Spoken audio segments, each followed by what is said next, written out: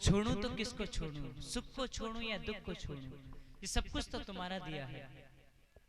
आज महाराज सबको कुछ ना कुछ दे करके मेरे गोविंद द्वारिका गए हैं और द्वारिका में जाकर के मेरे प्रभु ने अपने माता पिता को प्रणाम किया, अपने द्वारिका का राज्य किया और द्वारिका का राज्य करने के पश्चात महाराज हमारे भगवान हमारे प्रभु समस्त लीलाओं को संपन्न करके अपने धाम को चले गए और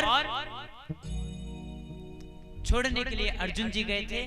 अर्जुन के सामने भगवान अपने धाम को चले गए। अर्जुन उदासीन चेहरे से पुनः हस्तिनापुर में लौट करके आए। सबने उस उदासीन चेहरे का कारण पूछा, तब अर्जुन ने हस्तिनापुर में आके बताया कि हमारे गोविंद हमें छोड़ करके चले गए।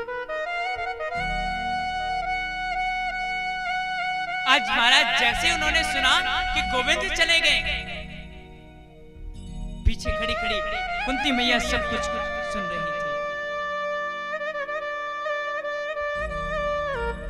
जिस प्रकार से महाराज दशरथ ने सुना था कि राम उनको छोड़ करके 14 वर्ष के लिए वनवास चले गए हैं, ये बात सुनकर के सुमंत जी के मुख से आज अवध धाम में अयोध्या में महाराज दशरथ पलंग पर पड़े राम राम कही राम कही राम राम कही राम राम राम कहते हुए अपने प्राणों का परित्याग कर गए थे।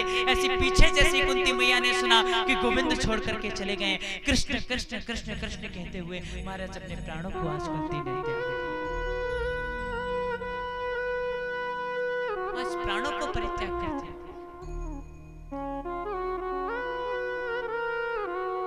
हस्तिनापुर में परीक्षित का जन्म हो चुका था। आज महाराज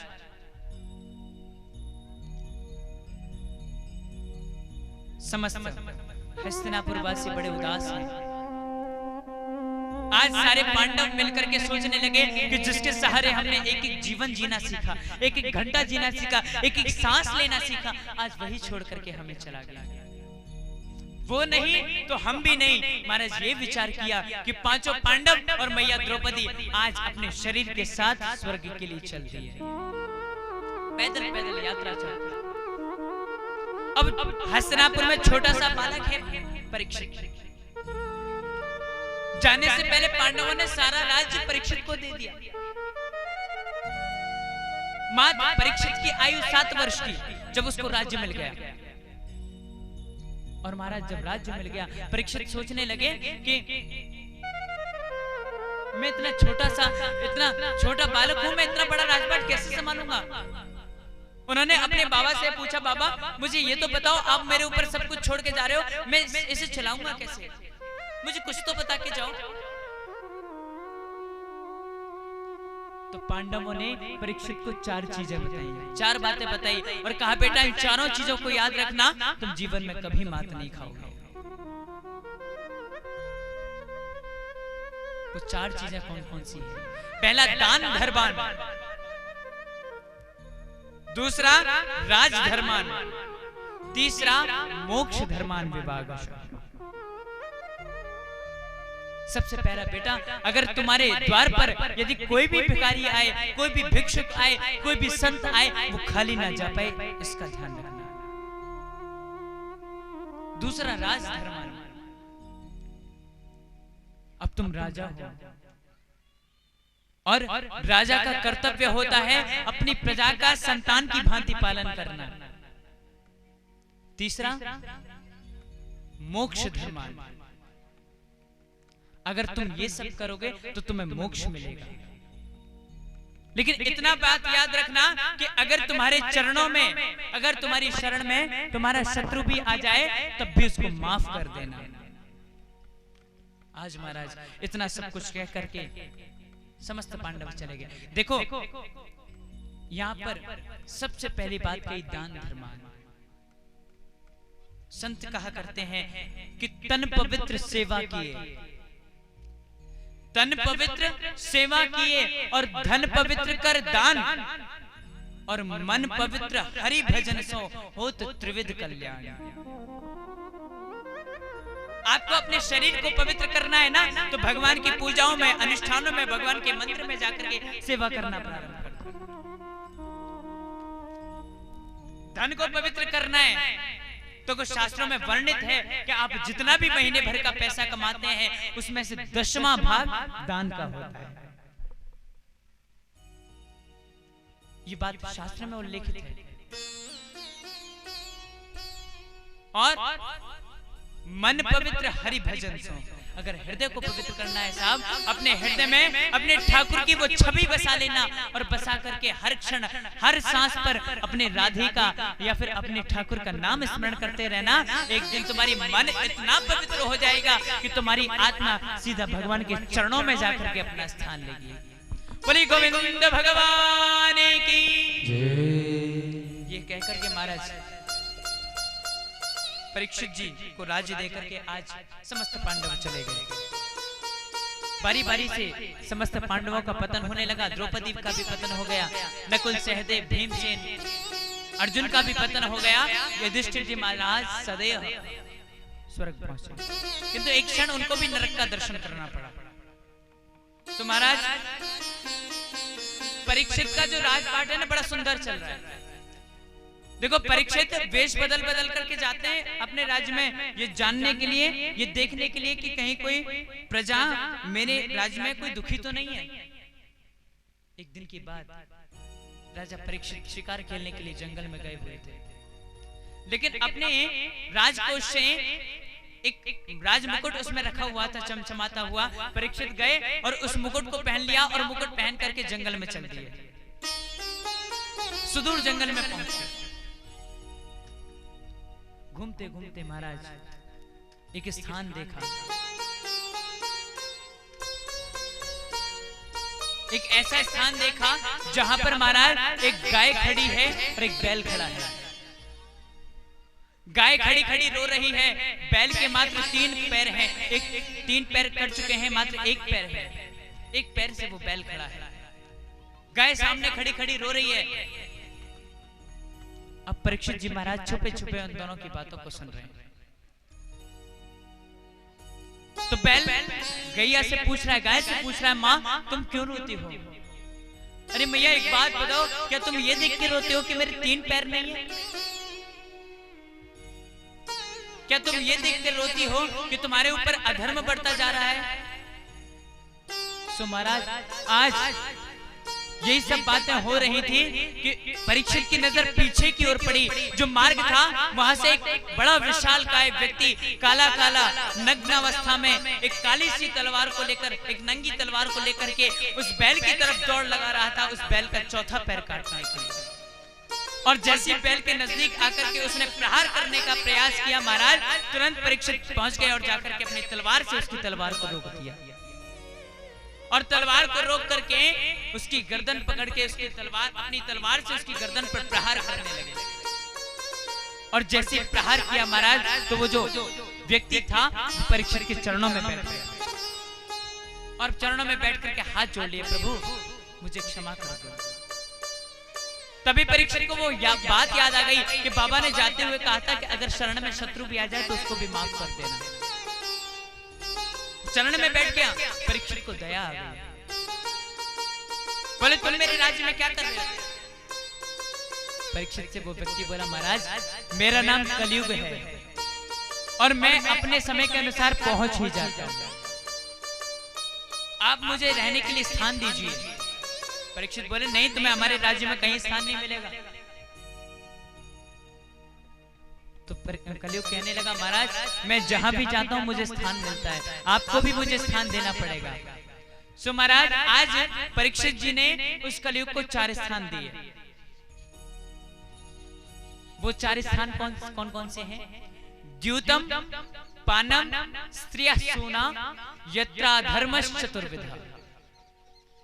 पहला द्यूत, जहां जुआ खेला जाता हो वहां कलयुग रहता है।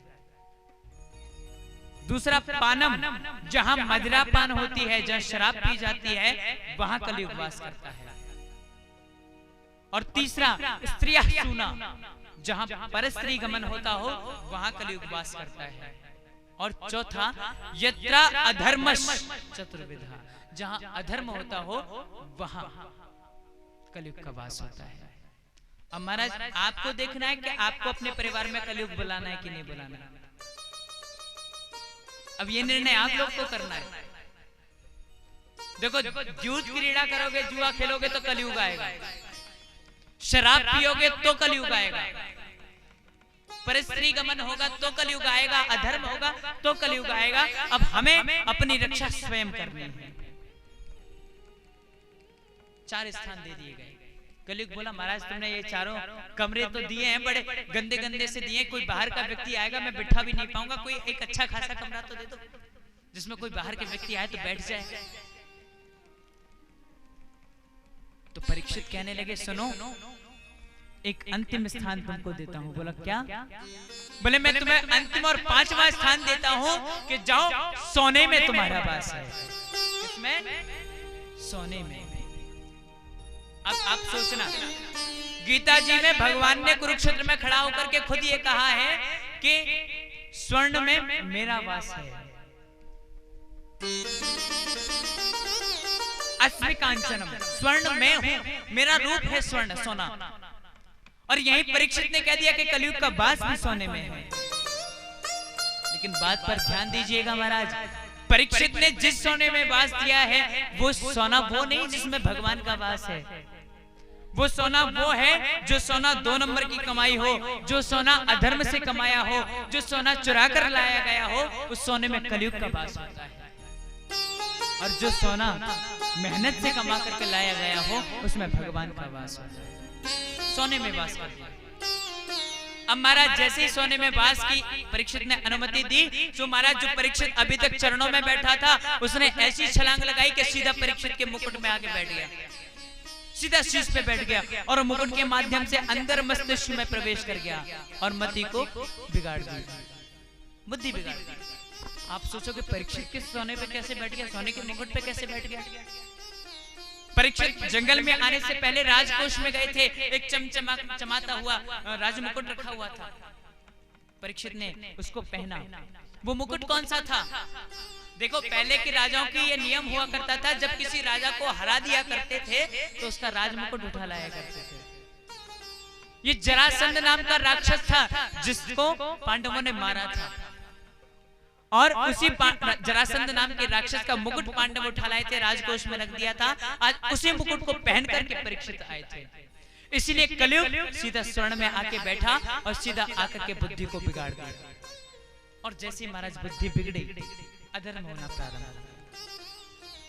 आज उसी सुदूर जंगल में एक शमीक मुनि की कुटिया है। परीक्षित को प्यास लगने लगी, सो महाराज चलता हुआ गया शमीक मुनि के द्वारे पर जाकर के कहने लगा, हे महाराज, हे ऋषि जी, मुझे प्यास लगी, मुझे पानी पिलाइए। सो महाराज शमीक मुनि समाधि में थे, इसलिए उन्होंने उनकी बात को नहीं सुना, सुन नहीं पाए। लेकिन महाराज एक बार और कहा, नहीं सुना, दूसरी बार फिर से कहा, फिर भी नहीं सुना। अब क्या हुआ, जो कलयुग आके बैठा था वो प्रभावी हो गया, और जैसे कलयुग प्रभावी हुआ परीक्षित को क्रोध आ गया, और जैसे गुस्से में आया तुरंत उसने निगाह दौड़ाई, देखा कि आश्रम से कुछ ही दूरी पर एक मरा हुआ सांप पड़ा है। अपने तरकस में से बाण निकाला, सांप को अपने बाण पर टांगा है और शमीक मुनि के गले में ले जाकर के डाल दिया। वहीं शमीक मुनि के आश्रम पे छोटे छोटे शिष्य शमीक मुनि के खेल रहे थे, उन्होंने देखा गुरुजी के गले में सांप डाल दिया। शमीक मुनि के पुत्र हैं श्रृंगी, जो नदी में स्नान कर रहे थे, वो छोटे छोटे बच्चे गए और श्रृंगी ऋषि को जाके बता दिया कि आपके पिता के गले में परीक्षित मरा हुआ सांप डाल के चला गया। आज महाराज श्रृंगी ऋषि ने जैसे ये शब्द सुने, श्रृंगी ऋषि को क्रोध आ गया, गुस्सा आ गया, और महाराज उसी नदी का जल आज श्रृंगी ऋषि ने हाथ में उठा लिया और उनको शाप दे दिया कि अच्छा, वो परीक्षित बहुत बड़ा अभिमानी हो गया है ना, उसकी ये मजाल, उसकी ये हिम्मत कि मेरे पिता के गले में सर्प डाल के आया। मैं शाप देता हूं कि आने वाले 7 दिनों के अंदर उसको उसी सर्प का पूर्वज तक्षक आके डस लेगा, जिसके कारण से उसकी मृत्यु हो जाएगी। यहाँ महाराज परीक्षित को 7 दिनों में मरने का शाप मिल गया। श्रृंगी ऋषि सीधे आश्रम पर आए, पिता की गोदी में सर रख करके रोने लगे और पिता की आंख खुली। पिता ने पूछा रोने का कारण, तो श्रृंगी ऋषि ने बताया कि परीक्षित आया था, सर्प डाल गया, मैंने श्राप दे दिया। शमीक मुनि ने कहा, बेटा ये तुमने बिल्कुल अच्छा नहीं किया, क्योंकि परीक्षित जैसा राजा भूतों न भविष्यति, ना तो आज तक हुआ था और ना आगे कभी होगा। तुमने ऐसे अनोखे राजा को श्राप दे दिया बेटा, ये अच्छा नहीं किया।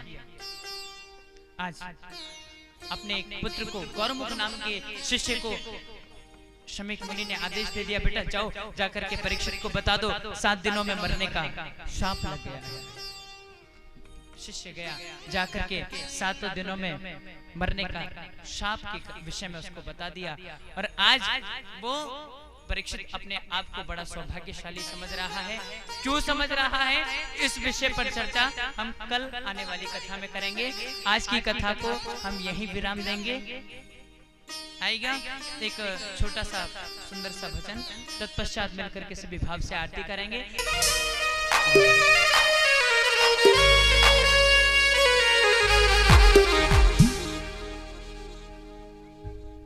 अब देखो एक बड़ा प्यारा सा भाव अपने ठाकुर के लिए सुना रहे हैं। आनंद आए तो ताली बजाना, अधिक आनंद आए तो स्थान पर खड़े हो जाना, और उससे भी अधिक आनंद आए तो खड़े होकर झूम लेना। ठीक है, आएगा बहुत प्यारा भाव अपने श्री ठाकुर के चरणों। हो बाके मोहन से हो गई मेरी यारी, कि अब कहीं दिल ना लगे। बोलिए वृंदावन बिहारी लाल की, बोले श्री राधा वल्लभ सरकार की जय, बोले श्री राधा रमन सरकार की जय। हो मेरी छूट गई दुनिया सारी, मेरी छूट गई दुनिया सारी, कि अब कहीं दिल ना लगे। बाके मोहन से, बाके मोहन से, बाके मोहन से हो गई मेरी यारी, कि अब कहीं दिल ना लगे। बाके मोहन से हो गई यारी, हो बाके मोहन से हो गई मेरी यारी, कि अब कहीं दिल ना लगे। बाके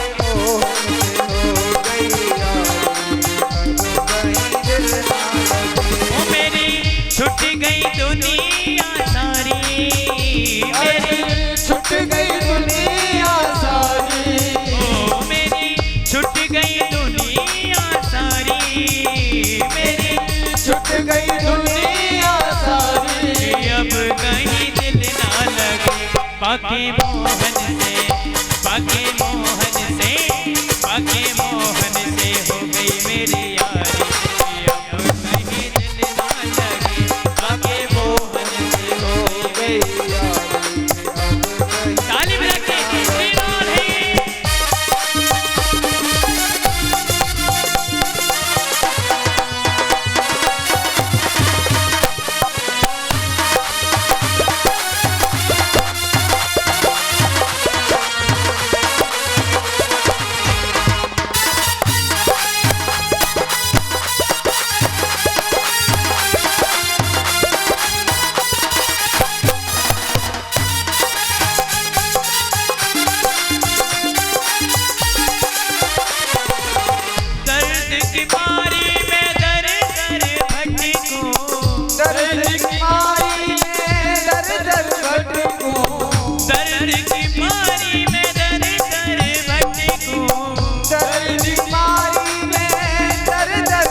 वृंदावन की कुंज गलिन में नाचू घूमो डोलो, वृंदावन की कुंज गलिन में नाचू गाओ, वृंदावन की कुंज गलिन में नाचू घूमो डोलो, वृंदावन की कुंज गलिन में नाचू गाओ। मैं तो भटकू मारी मारी, मैं तो भटकू मारी मारी, मैं तो भटकू मारी मारी, मैं तो भटकू मारी मारी, कि अब कहीं दिल ना लगे। मोहन से, जय जय बाके मोहन से, जय जय जय बाके मोहन से हो गई मेरी यारी कि अब कहीं दिल ना लगे। बाके मोहन से हो गई यारी अब कहीं दिल ना लगे। देखो अगर कहीं पे किसी के घर में कोई विवाह हो रहा होता और तब मैया ढोलक लेके प्रारंभ हो जाए तो ना भी कहोगे ना तो मैया खड़ी हो जाएगी, है ना। अब देखो भगवान की यहाँ कथा चल रही है, भगवान का आनंद हो रहा है, किसी को कोई मतलब ही नहीं है। परीक्षित जी आप तो जोड़े से खड़े ही हो जाओ। श्री राधे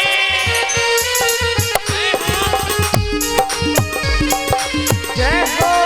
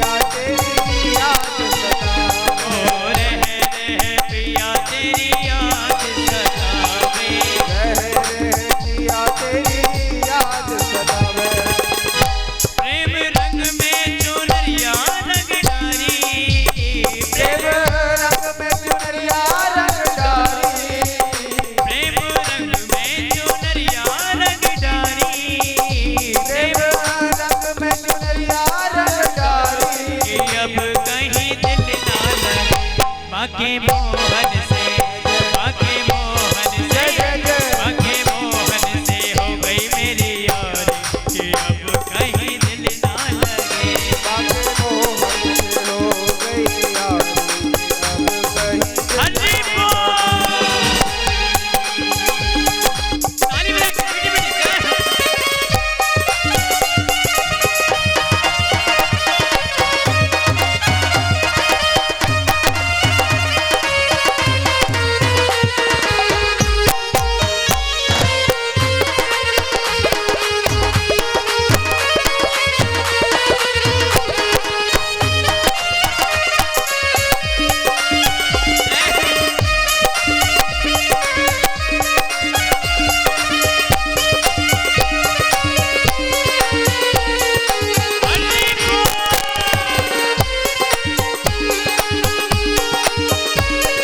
जय हो।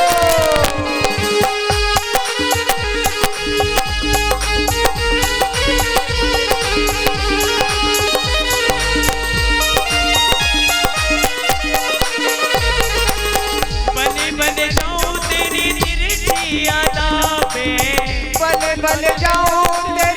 तिरछी अदा पे, बल जाऊं तेरी तिरछी अदा पे, बल जाऊं तेरी तिरछी अदा पे।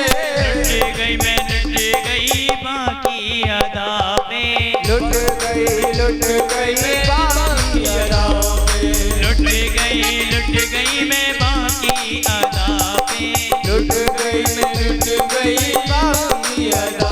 तेरे नेहों में सब कुछ हारी, तेरे नेहों में सब कुछ हारी, ओ तेरे नेहों में सब कुछ हारी, तेरे नेहों में सब कुछ हारी। कि अब कहीं दिल ना लगे। जय बाके जय जय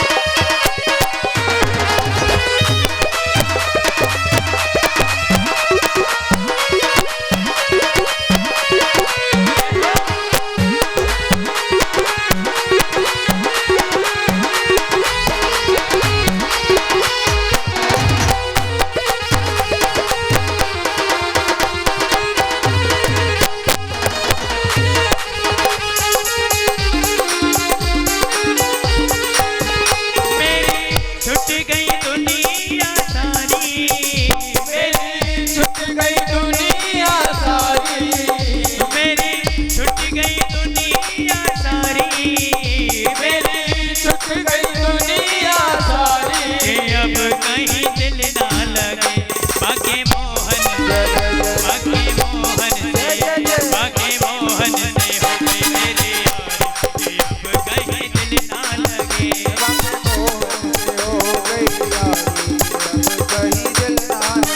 बाके मोहन से हो गई मेरी यारी,